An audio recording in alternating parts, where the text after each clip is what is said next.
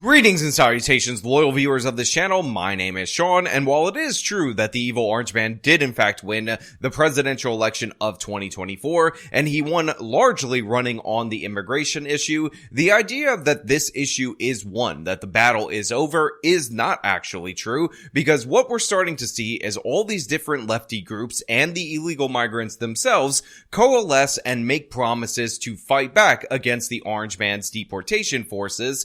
And in addition to that, you also have a bunch of local governments essentially setting aside money in order to engage the administration in endless legal battles in order to prevent these deportations from occurring. So that's what we're going to talk about today. These migrants that came to this country illegally, saying that they're refusing to leave, and maybe, just maybe, what the orange man can do in response to that in order to put the pressure on these governments and these organizations that are protecting said migrants. Now, we're going to get into this, but before we do, I want to thank everybody who supports this channel via actualjusticewarrior.com/join. Give me the money.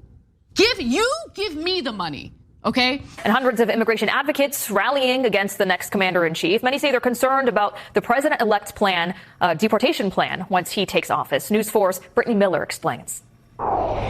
Trump, escucha, estamos en la lucha. Steps away from the Trump International Hotel, you could hear the cries of New York immigrants and allies. So shortly after the election results were confirmed and the evil orange man won, you saw groups of people, including these illegal migrants themselves, the asylum fraudsters, protesting outside of Trump Tower in locations like New York and other Trump properties in other sanctuary cities across the country. Now, call me crazy, call me somebody who's just an innovative thinker, if you will, but if I were looking for people to deport from the country, asylum fraudsters and whatnot, then maybe, just maybe, I would look no further than the people who show up to these protests, say that they're illegal immigrants, and that they're not going back to their home country. This seems like an ideal place to find the people that you're looking for, but the fact of the matter is, this protest already, and all these different organizations already promising to pledge money in order to sue the Trump administration, is going to show us exactly how much resolve the current admin has,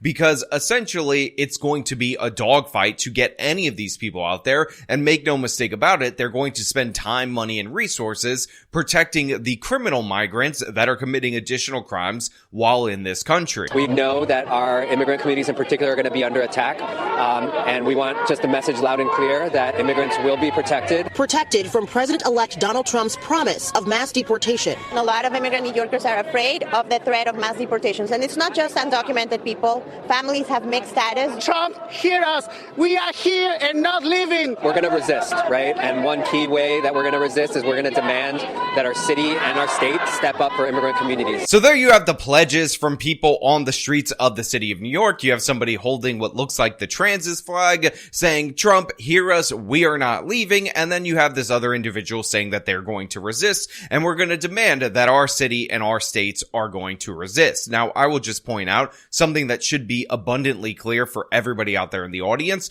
but New York City and New York State, no sanctuary city and no sanctuary state, belongs to these illegal migrants. They do not have a right to be here. Many of them, especially the more recent waves, are defrauding the asylum system, and it's ridiculous that we can't ever have a reasonable discussion related to immigration policy, because on the one hand, you have these organizations that fight deportation for everyone tooth and nail, and when you're in that predicament, you never even get to the point where you can have a conversation on what you want to do with the long-term illegal migrants, the people who are productive in our society, who have been here for years, decades, and what you want to do with those individuals and their children. Unfortunately, we're limited to discussing the, oh my god, it's evil, white, and racism topic when we talk about deporting criminals and asylum fraudsters, and this is why it's just going to be such a pain in the ass in order to deal with this. However, there is hope, at least for New York City, because the president seems to have a decent relationship with Mayor Eric Adams, and it seems like Eric Adams is willing to help him in getting rid of some of these people due to the fact that these migrants are costing the city of New York a lot of money, and he feels like his popularity is decreasing exponentially due to the fact that they're providing them all these different services. Trump's pick for border czar, Tom Homan, promises to carry out his mass deportation plan with or without the cooperation of so-called sanctuary cities. We'll know who we're going to arrest, where we're most likely to find them based on numerous investigative processes. Tuesday, Mayor Eric Adams said he plans to reach out to the incoming administration. The city rules are clear. No city resources can be used to cooperate or collaborate with ICE. I think that should be modified. And I think it should be changed. In an interview this week, Holman said if sanctuary cities like New York don't help the federal government's deportation efforts, then he may double the number of immigration or ICE agents that are sent here. Now, I know a lot of people are saying that Tom Homan is going to do the right thing. He's a fighter. He cares about that issue. And this is 100% true. But let us not forget that this is somebody who was in the Trump administration before. And Trump basically got bullied off of his immigration positions pretty early on in the administration. And when all was said and done, he ended up deporting less people than Barack Obama. And this is one of the maddening things, is that Trump will run super harsh on immigration. He'll run on closing the border, revoking these visas, and all these different other various things. However, when he tries to do certain things, he'll end up getting blocked, and then eventually he'll stop trying. By contrast, Joe Biden, say whatever you want about him, ran on the idea that he was going to have people surge to the border, the asylum fraudsters, because that's who we are. I would, in fact, make sure that we immediately surge to the border. All those people are seeking asylum. They deserve to be heard. That's who we are. We're a nation that says if you want to flee and you're fleeing oppression, you should come. And that's exactly what happened during his administration. In fact, he ended up putting Kamala Harris in charge of the border situation, and she also had a ridiculously insane position of her own during the Democratic primaries. So yeah, this looks like it's going to be a battle. These migrants look like they're going to take advantage of all the different legal gamesmanship maneuvers that you can do when fighting out these immigration cases. And it seems like 4 years might not be enough time unless the Trump administration is going to do something drastic, like cut off federal funding in other areas to these sanctuary cities that continue to defy the laws of the federal government, that continue to make it difficult to enforce laws at the federal government level in terms of immigration. We're going to resist, right? And one key way that we're going to resist is we're going to demand that our city and our state step up for immigrant communities. Co-executive director of Make the Road New York, Theo Oshiro, says that means making sure they have access to legal services. Now, right there, you hear that activist, the one who's talking about resisting and whatnot, who demands the city and state of New York assist in the resistance to the evil orange man. And what he counts as helping out the resistance is not the sanctuary city policies that currently exist that basically have the police and have the jails release these illegal migrants before Homeland Security can come and pick them up. But it also is that one step further, which means that he thinks that we should provide them free legal services in order to fight their immigration cases, thus shifting more of the burden of these illegal immigrants onto the New York City and New York State taxpayer, which is ridiculous. And by the way, it is pointed out in this segment that Trump gained a lot of ground among Latino voters,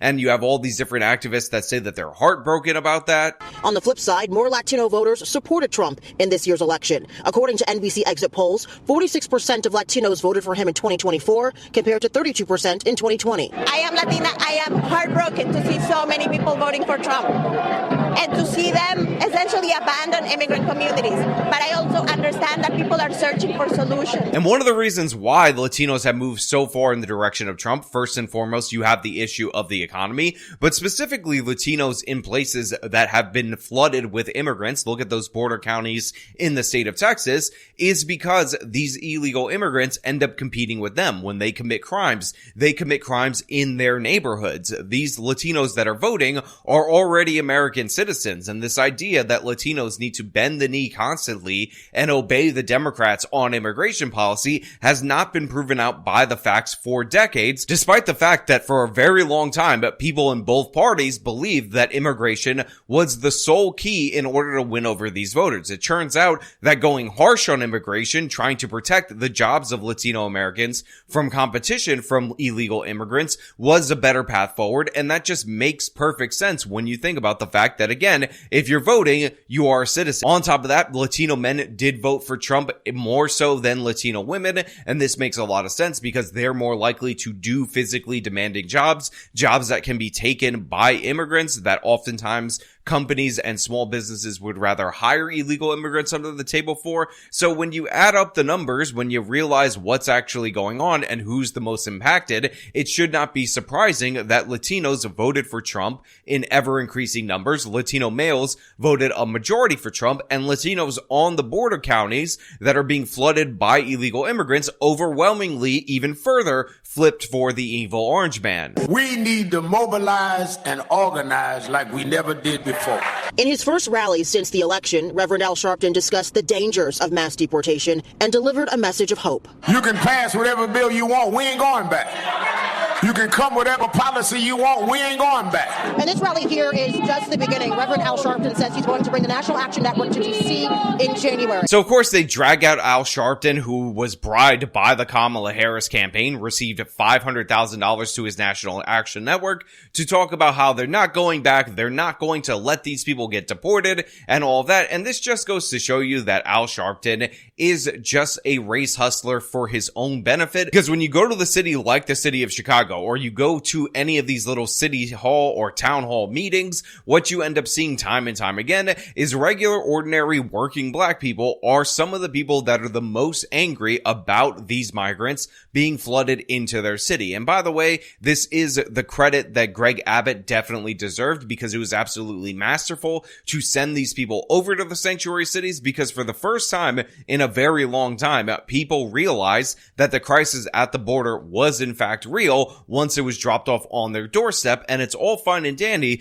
to be open to illegal migrants and to say that we could definitely afford to support them when you're not actually doing it. So yeah, they're going to rally the troops. They're going to fight back. They're going to try to bog down the Trump administration and all these different various legal challenges that they're doing, their protests and whatnot. But the fact of the matter is, the evil orange man needs to strengthen his resolve, and he really does need to target criminals and asylum fraudsters first, so that when the left overreacts and tries to defend these people, you can hold up these people and their crimes as an example of why they shouldn't be in the country. But you know what? Those are just my thoughts. I want to know what you guys think down in the comments below. If you like the video, show them by leaving a like, subscribe for more content, follow me on my social media, support me via the support links in the description of this video. This has been me talking about the Trump administration facing a whole host of challenges. Till next time.